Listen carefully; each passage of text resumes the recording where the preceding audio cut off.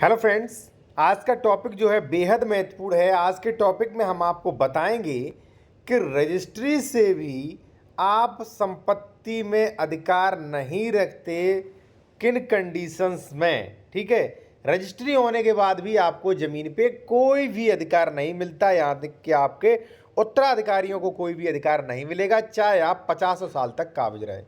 इस कानून का उद्देश्य और उद्देश्य क्या है? केवल कानूनी धोखाधड़ी, मान लीजिए जो भी है, धोखाधड़ी से बचना। ठीक है, अब ये क्या कहता है कानून, और जब आप जमीन खरीद रहे हो या खरीद चुके हो तो ये आपके लिए बेहद महत्वपूर्ण कानून है।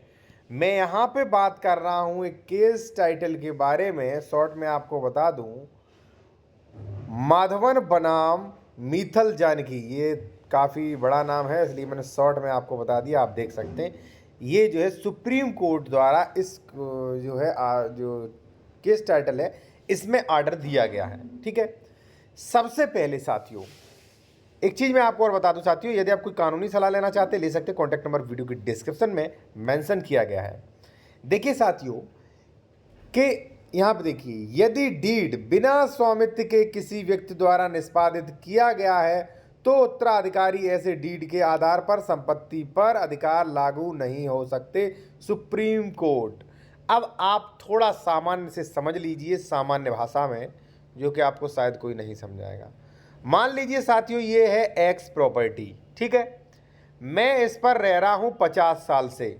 ठीक है, अब मेरे पास इस प्रॉपर्टी का कोई भी डॉक्यूमेंट्स नहीं है। मैंने अपना जो है शैतानी दिमाग लगाया और एडवोकेट से जो है मैंने साजिश करके मैंने क्या किया, इसकी डीड, इसकी जो है रजिस्ट्री मैंने अपने बेटे नाम कर दी। ठीक है, मेरा नाम ए, मेरा बेटा है बी। ठीक है, मेरे नाम कोई भी डॉक्यूमेंट्स नहीं था।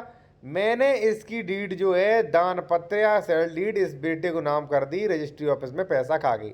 ठीक है, मेरे पास कुछ नहीं था, लेकिन मैंने रजिस्ट्री ऑफिस में जुगाड़ तगाड़ लगा के भाई मैंने जो है अपने बेटे के नाम कर दी जमीन। अब बेटे को मिल गई है क्या, रजिस्ट्री डीड। ठीक है, रजिस्ट्री डीड। अब मुझे संपत्ति बेचनी थी, अब रजिस्ट्री डीड भी मैंने तैयार कर ली। अब मैं गया आपके पास कि भाई ये ज़मीन खरीद लीजिए। आप क्या कहोगे, भाई इसका कोई डॉक्यूमेंट्स दिखाइए। मैंने आपको डॉक्यूमेंट्स दिखा दिया कि भाई देखिए मेरे बेटे के नाम सेल डीड है।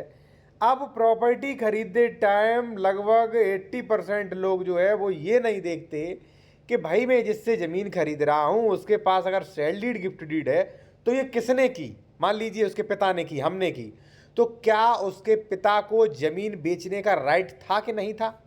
और जबकि रजिस्ट्री जो वो है का जो ऑफिस है, रजिस्ट्री जो विभाग है वो स्पष्ट मेंशन करता है कि भाई आप स्वयं जिम्मेदार होंगे, स्वामित्व चेक करके लाइए। ठीक है ना, आपकी गलती रही। भाई मैं ये कहता हूं कि एक्स प्रॉपर्टी है, मैं आपको बेच रहा हूं तो आप ये चेक करिए मेरे पास ये ज़मीन कैसे आई, जिसने बेची क्या उसे कानूनी राइट थे? ठीक है, नहीं थे।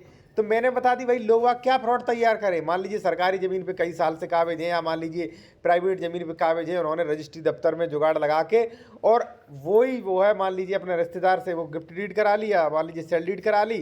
ठीक है, और वही दिखा के बेच रहे हैं। ठीक है, तो उसी पर सुप्रीम कोर्ट ने कहा है यदि डीड बिना स्वामित्व के किसी व्यक्ति को द्वारा निष्पादित की गई हो तो ऐसे उत्तराधिकार डीड के आधार पर संपत्ति का कानूनी अधिकार नहीं रखते, चाहे आपका भाई भले कितना पुराना ही कब्जा क्यों ना हो। और बिल्कुल सही है। मैं आप लोगों से कहूँगा साथियों कि यदि आप ज़मीन खरीद रहे हैं तो आप सब कुछ चेक करिए कि जो आपको रजिस्ट्री दिखा रहा है वो, मान लीजिए वेरिफिकेशन उसका करिए, रजिस्टर्ड ऑफिस में वेरिफिकेशन है कि नहीं, खतौनी में उसका नाम है कि नहीं, म्यूटेशन उसका है कि नहीं, किस श्रेणी की ज़मीन है। ठीक है, और जो बेच रहा है वो ट्रांसफरेबल राइट वाला है, नॉन ट्रांसफरेबल राइट वाला भूमिधर है। ठीक है, डबल रजिस्ट्री तो नहीं, अंश से अधिक विक्रय तो नहीं। ये सारी चीज़ें आप चेक करिएगा, मैंने कई वीडियो में बताया। और दूसरी बात, अगर आप उत्तर प्रदेश में ज़मीन खरीद रहे हो कोई, ठीक है, या बेच रहे हो, तो मेरे द्वारा भी आप ये चीज़ें चेक करवा सकते हो साथियों। ठीक है, कॉन्टैक्ट नंबर वीडियो की डिस्क्रिप्शन में दिया गया है।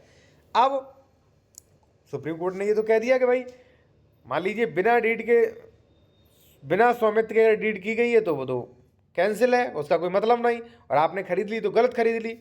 सुप्रीम कोर्ट ने माना, अब ये देखिए यहाँ पे मैं थोड़ा कलर चेंज कर लूँ। सुप्रीम कोर्ट ने माना कि यदि कोई कानूनी दस्तावेज के माध्यम से, यानी कि registry, sale deed, gift deed, वसीयत के माध्यम से अन्य व्यक्ति को हस्तांतरित करने का प्रयास करता है लेकिन वास्तव में उन अधिकारों का मालिक नहीं है, तो नए मालिक या उनके उत्तराधिकारियों के पास उस दस्तावेज से अधिकारों का दावा करने का कानूनी अधिकार नहीं रहता है। यानी कि मान लीजिए वही मैंने बताया था, ये एक्स प्रॉपर्टी थी, मेरे नाम कुछ नहीं था, मैंने अपने बेटे को रजिस्ट्री डीड कर दी, ठीक है, तो बेटा ये नहीं कह सकता हमारे पापा रजिस्ट्री करके गए थे, इसमें हमारा अधिकार है। तो कोर्ट ये कहेगा भाई आपको पिताजी को जब अधिकार ही नहीं था ज़मीन बेचने का, स्वामित्व ही नहीं था, तो ज़मीन गलत तरीके से बेच दी मात्र एक कानूनी डॉक्यूमेंट्स बनवाने के नाम पे, ठीक है, तो ये रजिस्ट्री हो जाएगी कैंसिल। इसलिए सावधान हो जाइए आप लोग, ठीक है, और इससे फ्रॉड बचेंगे भाई, ठीक है ना, जो धोखाधड़ी होती है जो। और मैं आपसे कहूँगा कि ऐसी मान लीजिए जो भी रजिस्ट्री वगैरह है देख के खरीदें, वरना आपके साथ जो है बहुत बड़ा धोखाधड़ी हो सकती है साथियों, ठीक है ना, सावधान रहिएगा आप। अब देखिए एक चीज़ मैं आपको और पढ़ा दूँ, कोर्ट ने आगे कहा, क्या कहा वो आप देख लीजिए। एक चीज़ और, कानूनी सलाह लेने के लिए कॉन्टैक्ट नंबर वीडियो के डिस्क्रिप्शन में मेंशन किया गया है साथियों, लीगल एडवाइस ले सकते हैं। यदि कुछ संपत्ति में अधिकार, स्वामित्व या हित की मांग किसी ऐसे व्यक्ति द्वारा की जाती है जिसके पास स्वयं संप्रेषित किए जाने के विषय में किसी भी प्रकार का अधिकार नहीं है, तो यहाँ ऐसी संपत्ति पर हस्तांतरण मौजूदा डीड के साथ भी अनुदान प्राप्त करता रहित उत्तराधिकारियों के पास उस अधिकार को लागू करने का कोई अधिकार नहीं होगा जो वाद वाले ऐसे उपकरण से प्राप्त हो सकता है, ठीक है। यानी कि सीधी बात वही रिपीट की है। न्यायालय ने भी यह माना है कि किसी डीड को देखने से यह स्पष्ट होता है कि वाहक के पास संपत्ति का स्वामित्व नहीं, तो न्यायालय एक विशिष्ट घोषणा की मांग करने की आवश्यकता नहीं, दस्तावेज अमान्य है। यानी कि साथियों जो संपत्ति वाहक है, यानी कि जो संपत्ति को ट्रांसफर करता चला आ रहा है, ठीक है, हमने कर दी आपको, आपने कर दी किसी को, और मान लीजिए तीसरे नंबर का जो जो जिसने भी खरीदी उसे भी देखना चाहिए इस प्रॉपर्टी कहाँ से ट्रांसफर होके आई है, क्या जिसने बेची है उसे ज़मीन का राइट था कि नहीं।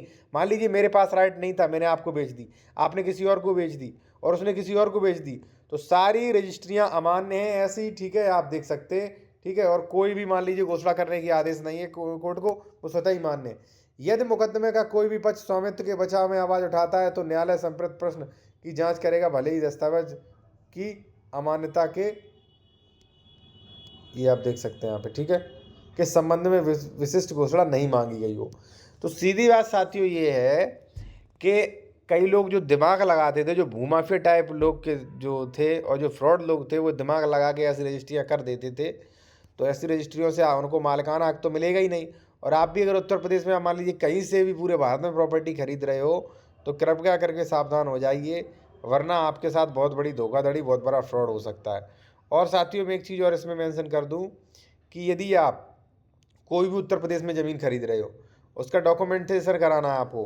कई चीज़ें, जैसे मान लीजिए ज़मीन पे विवाद तो नहीं, ज़मीन पे कोई स्टे तो नहीं, ज़मीन पे कोई लोन तो नहीं, ज़मीन सरकारी तो नहीं, तो ये सारी चीज़ें आप चेक करवा सकते हैं। कॉन्टैक्ट नंबर वीडियो के डिस्क्रिप्शन में साथियों मेंशन किया गया है।